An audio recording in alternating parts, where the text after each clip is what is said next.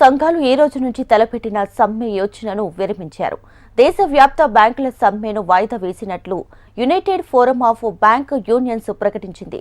Central labour కమిషనర్తో జరిగిన చర్చలు సానుకూల ఫలితాలనిచ్చినట్లు తెలిపింది. బ్యాంకుల 5 రోజుల పని దినాలు, నియామకాలు, పనితీరు ప్రోత్సాహకాల సహా ఇతర అంశాలపై మరింత చర్చించాలని ప్రతిపాదించినట్లు వెల్లడించింది. తమ డిమాండ్ల పట్ల సానుకూల పరిణామాల నేపథ్యంలో సమ్మెను 1-2 నెలలు వాయిదా వేయాలని నిర్ణయించినట్లు తెలిపింది.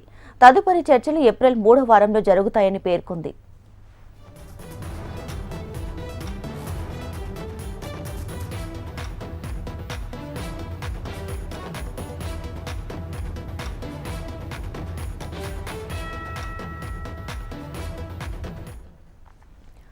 బ్యాంకు ఉద్యోగ సంఘాలు ఈ రోజు నుంచి తలపెట్టిన సమ్మె యోచనను విరమించారు. దేశవ్యాప్త బ్యాంకుల సమ్మెను వాయిదా వేసినట్లు United forum of bank unions ప్రకటించింది.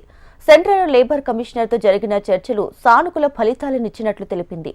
ఇక బ్యాంకుల 5 రోజుల పని దినాలు, నియామకాలు, పనితీరు ప్రోత్సాహకాలు సహా ఇతర అంశాలపై మరింత చర్చించాలని ప్రతిపాదించినట్లు వెల్లడించింది. తమ డిమాండ్ల పట్ల సానుకూల పరిణామాల నేపథ్యంలో సమ్మెను 1-2 నెలలు వాయిదా వేయాలని నిర్ణయించినట్లు తెలిపింది. తదుపరి చర్చలు ఏప్రిల్ 3వ వారంలో జరుగుతాయని పేర్కొంది.